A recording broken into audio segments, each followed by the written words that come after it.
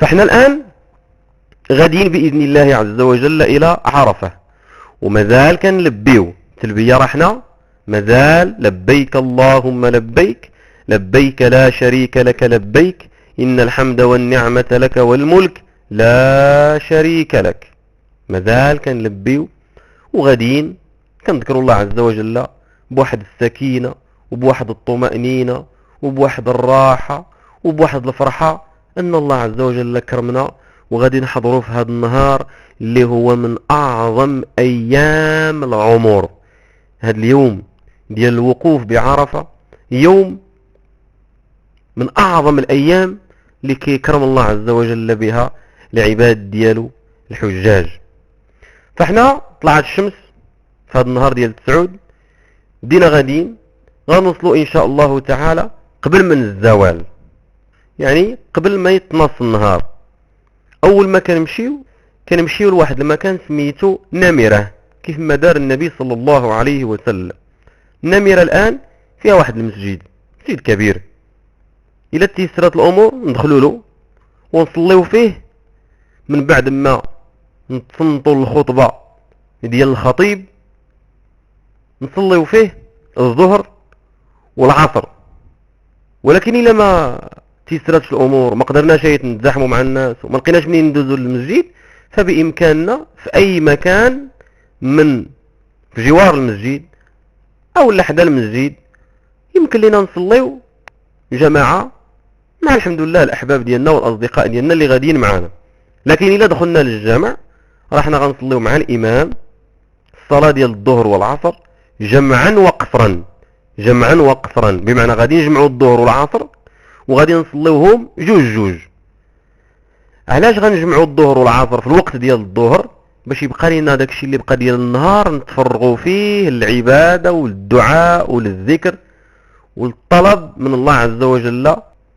إلا دخلنا للمسجد نردوا بالنا، المسجد كله ماشي كله كيوقع في عرفة، يعني لما نصليو رد بالك واش انت في الجهة اللي شدها الحد ديال عرفة او لا في الجهة الاخرى، حيت غادي تلقى في المسجد علامات، وحتى برا ديال المسجد علامات بلايك كيبينوا لك ها منين بدات عرفة وها فين كتكمل. فالانسان لما يبغي يوقف يرد باله خصو يدخل للجهة ديال عرفات باش ما يضيعش هاد الوقفة العظيمة اللي هي من اعظم الاركان ديال الحج. فالانسان لما كيطردوا الحدود ديال عرفة لداخل، يعني كيدخل لجهة عرفة من بعد ما صلى الظهر والعصر جمعا وقصرا كيوقف حتى كتغرب الشمس، يعني كيصلي الظهر والعصر وكيبقى واقف كيدعي الله عز وجل وكيبكي على الله عز وجل وكي يناجي الله عز وجل وكيطلب من الله عز وجل باش يغفر ليه وباش يرحمه باش ييسر ليه الامور ديالو ويصلح ليه الاحوال ديالو ويبارك ليه في الوليدات ديالو ويبارك له في الزوجه ديالو ويبارك له في العمل ديالو. طلب الله عز وجل يغفر لك دوك الذنوب والمعاصي ديال 30 و40 و50 سنه. طلب الله عز وجل يصلح لك داكشي اللي باقي من العمر ديالنا وديالك. طلب الله عز وجل يختم لينا بالخاتمه ديال الاحسان. طلب الله عز وجل يمتعنا بلذة النظر الى وجهه الكريم غدا يوم القيامه. المهم هذا النهار استغلوا أخي الكريم في الدعاء الحار باش الله عز وجل يعتق الرقبة ديالك من النار ويكتبك من أهل الجنة الفائزين الأبرار. فإذا إلا تيسر لك كتقرب عند دوك الحجرات اللي وقف عندها النبي صلى الله عليه وسلم، 5 ديال الصخرات في ذاك الجبل كيسميوه الناس جبل ديال الرحمة. حاليا هذه سمية الناس كيسميوه بها، وهو ذاك الجبل اللي الفوق ديالو كاين واحد العمود واحد الساتور واحد البوطو بيض في الراس ديالو. فانت ما كتطلعش ما كتعدش راسك كدا تطلق في الحجر شي بنادم يطيح ولا بنادم ما قادرش ولا بنادم كيكلف نفسه. داكشي اللي ما كاينش في الدين، يكلف نفسه ما لا طاقة له به. يوقف في البلاصه اللي وقف فيها النبي صلى الله عليه وسلم، كتوجه للقبلة. رد بالك في كل دعاء كتوجه للقبلة وكتدعي الله عز وجل وكتسبحه وكتذكره وانت هاز يديك رافعا يديك ترجو النوال والعطاء من الكريم سبحانه وتعالى. إلا ما قدرتيش توصل لهذه البلاصة اللي وقف فيها النبي صلى الله عليه وسلم ما كاين مشكل، وقف في اي مكان في عرفة، المهم غير ادخل في الحدود ديال عرفة، اوقف ادعي كيف ما قلنا، وبكي على الله عز وجل في هذا اليوم العظيم. كيقول النبي صلى الله عليه وسلم على هذا اليوم: ما من يوم اكثر من ان يعتق الله فيه عبدا من النار من يوم عرفة، وانه ليدنو ثم يباهي بهم الملائكة فيقول: ما اراد هؤلاء. هذا يوم عظيم، ما كاينش شي نهار للعدد ديال العتقاء من النار كتار قد هذا النهار ديال عرفة. وإنه أي الله عز وجل ليدنو ثم يباهي بهم الملائكة فيقول: ما أراد هؤلاء.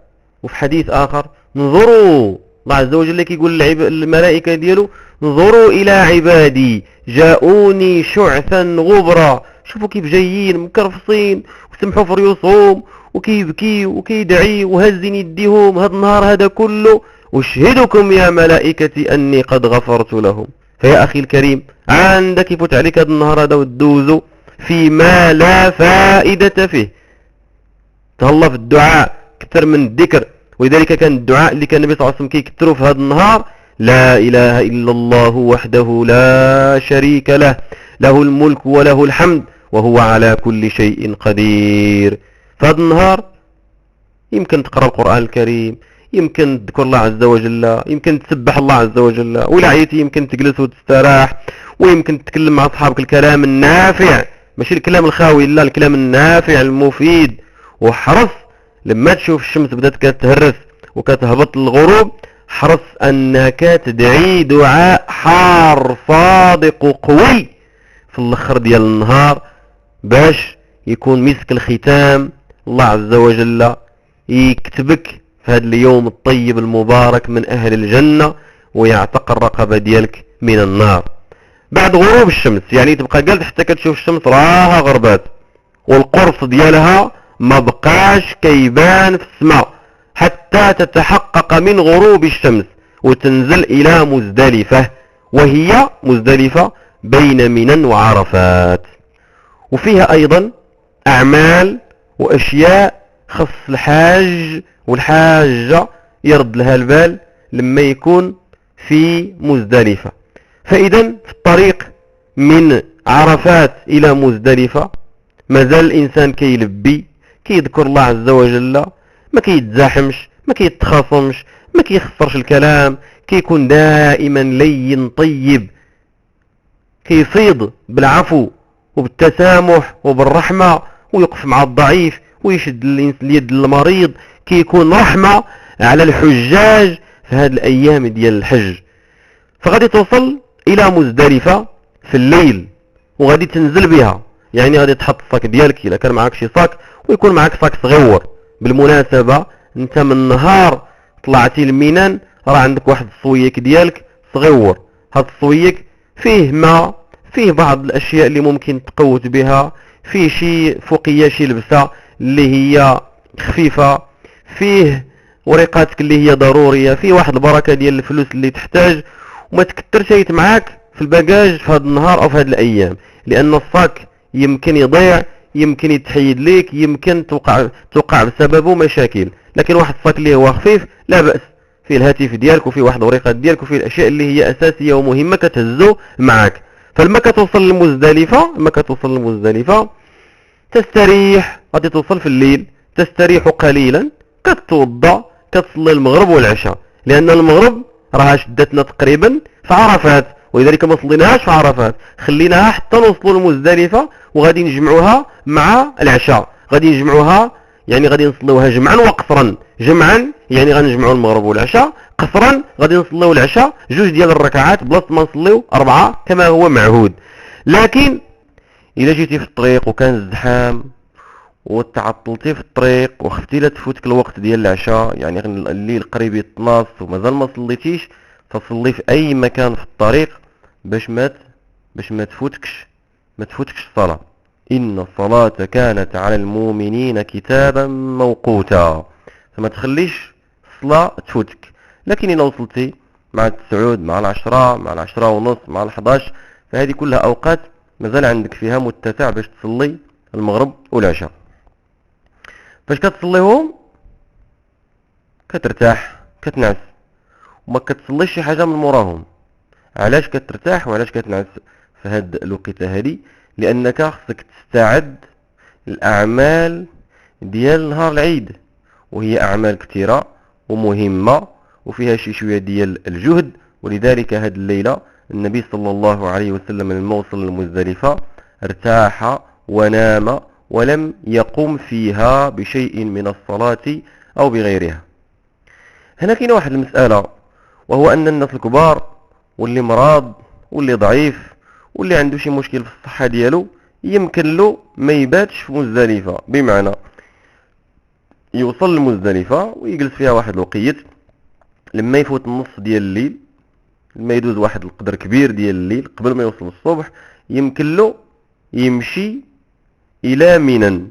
يجوز للضعفاء والمرضى وكبار السن ان يسيروا الى منى بعد نصف الليل، لانه الا بقاو حتى الصباح وهما ما كيقدروا شيء فربما يتكرفصوا او ربما يتاذوا في الطريق بسبب الزحام.